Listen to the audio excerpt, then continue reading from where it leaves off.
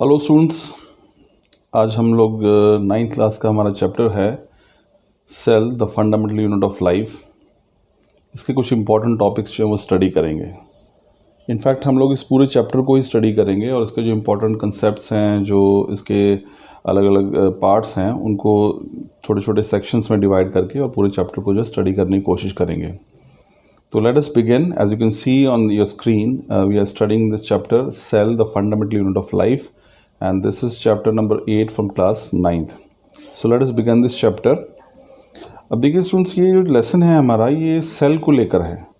Cell जो है, इसमें आप देख सकते हैं ऐसे कि all living organisms in the universe are made up of cell, यानी कि इस पूरे यूनिवर्स के अंदर जितने भी लिविंग ऑर्गेनिजम्स हैं, इसमें प्लांट्स भी आते हैं, एनिमल्स भी हैं, वो सभी एक्चुअली किसके बने होते हैं? सेल्स। इन्हीं को हम हिंदी में कोशिका कहते हैं।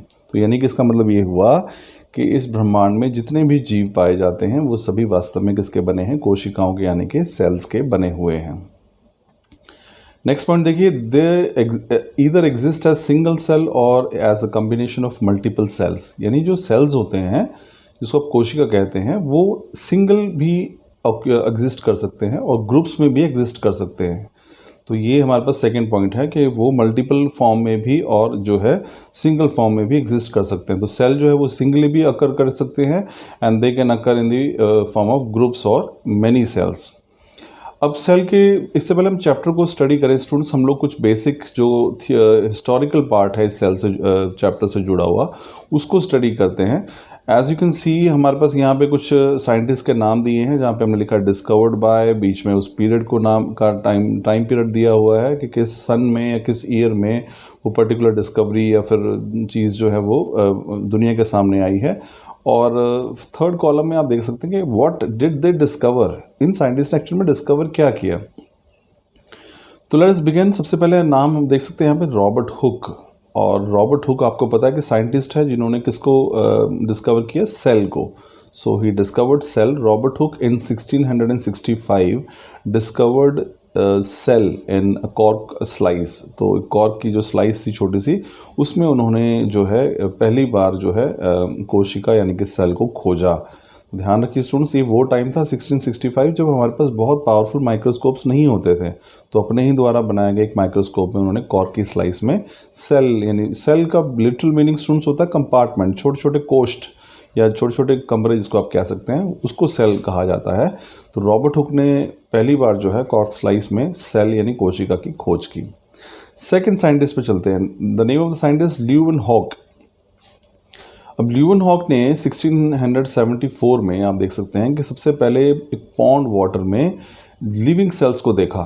ध्यान रखिए, जो ये माइक्रो ऑर्गेनिज्म सेल जो है वो बहुत ही माइक्रोस्कोपिक होती है, यानी उसका सूक्ष्म होती है, जिसका आकार बहुत छोटा होता है।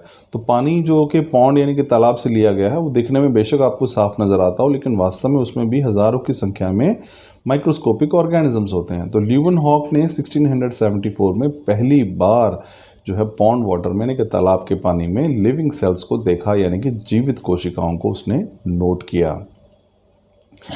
नेक्स्ट हमारे पास है रॉबर्ट ब्राउन। अब रॉबर्ट ब्राउन जो है, इनको श्रेय जाता है न्यूक्लियस की डिस्कवरी के लिए। न्यूक्लियस जो कोशिका के अंदर आप देखेंगे, जो कोशिकाएं होती हैं जिसको आप सेल कहते हैं, उसके अंदर एक न्यूक्लियस पाया जाता है, इसको आप केंद्रक भी कहते हैं। तो वो न्यूक्लियस, उस न्यूक्लियस की खोज जो है वो रॉबर्ट ब्राउन ने की थी। फिर हमारे पास है परकिंजे। परकिंजे ने जो एक शब्द कॉइन किया था, द नेम इज़ प्रोटोप्लाज्म। तो प्रोटोप्लाज्म जो है ये शब्द दुनिया के सामने रखा परकिंजे ने 1839 में, और न्यूक्लियस की खोज की थी रॉबर्ट ब्राउन ने 1831। फिर नेक्स्ट हमारे पास साइंटिस्ट है वो शेल्डन एंड स्वैन। दो साइंटिस्ट थे, उन्होंने इंडिविजुअली 1838 में और 1839 में उन्होंने सेल थ्योरी दी थी। दिस इज़ वेरी इंपॉर्टेंट कि सेल थ्योरी किसने दी थी? शेल्डन और स्वैन ने। तो दो साइंटिस्ट थे, इन्होंने 1838 और 39 में सेल थ्योरी दी थी। सेल थ्योरी क्या कहती है students? That all organisms are actually made up of cells, यानी कि सभी जो ऑर्गेनिजम्स हैं वो सेल्स के ही बने होते हैं। और फाइनली हमारे पास है वर्शॉ। वर्शॉ जो है, उन्होंने 1855 में सजेस्ट किया था कि all cells come from the cells that already exist in nature, that is cell originates from pre existing cell. Virchow ने 1855 में कहा कि जो सेल, नए जो सेल बनते हैं वो वास्तव में उन्हीं सेल से बनते हैं जो ऑलरेडी एग्जिस्ट कर रहे होते हैं। तो यानी कि cells originates from pre existing cells. जितनी भी कोशिकाएं हैं वो पहले से ही मौजूद कोशिकाओं से उत्पन्न होती हैं। तो ये था स्टूडेंट्स हमारे आज का टॉपिक। इसको एक बार जल्दी से हम रिवाइज करते हैं। हमने पढ़ा कि जितने भी लिविंग ऑर्गेनिजम्स हैं they are made of cells. इस पूरे यूनिवर्स में जितने भी ऑर्गेनिजम्स होते हैं, ऑर्गेनिज्म मतलब प्लांट्स हैं या एनिमल्स हैं या दूसरे, हम इसमें ह्यूमन बींग्स भी आते हैं, वो सभी किसके बने होते हैं? सेल्स के, यानी कोशिकाओं के। सेकेंड पॉइंट देखिए, उसमें सेल जो है वो सिंगली भी एग्जिस्ट कर सकते हैं और they can exist in a combination of multiple cells. बहुत सारे सेल्स के रूप में भी एग्जिस्ट कर सकते हैं।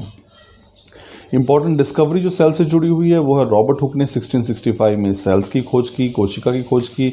ल्यूवेनहॉक ने पहली बार जो है 1674 में पॉन्ड वाटर में लिविंग सेल्स को देखा।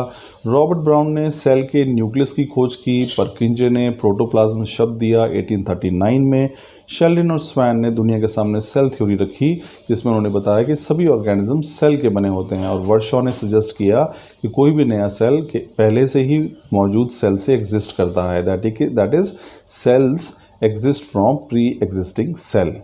तो स्टूडेंट ये हमारा पहला पार्ट था, इंट्रोडक्टरी पार्ट था। नेक्स्ट पार्ट में हम लोग बाकी के टॉपिक्स को देखेंगे। आई एम श्योर आपको समझ में आया होगा। Thank you.